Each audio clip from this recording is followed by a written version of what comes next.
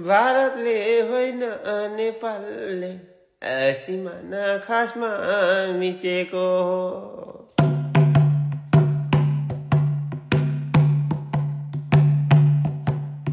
नपत्याए नेपालको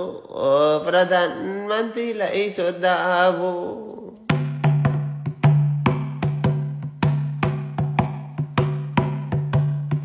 बल्ल बल्ल हगेको वाला बाहिर हगेछ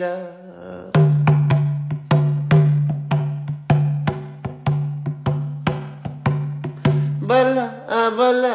बोलेको खोइ के बोलेछ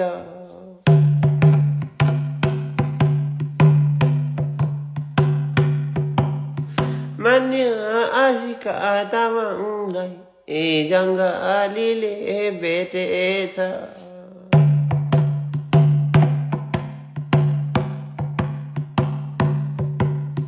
मान्य हर्का बुबुले स्ट्याटस के लेखेछ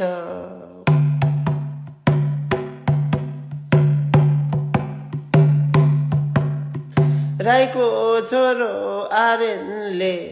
बुद्धि चाहिँ लाउन खोजेको हो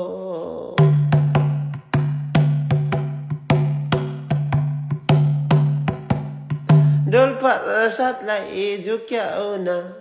नाम मात्र आर्यन राखेको हो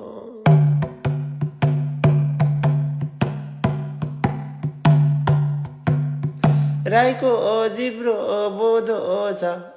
बोल्ने कुरा धेरै छ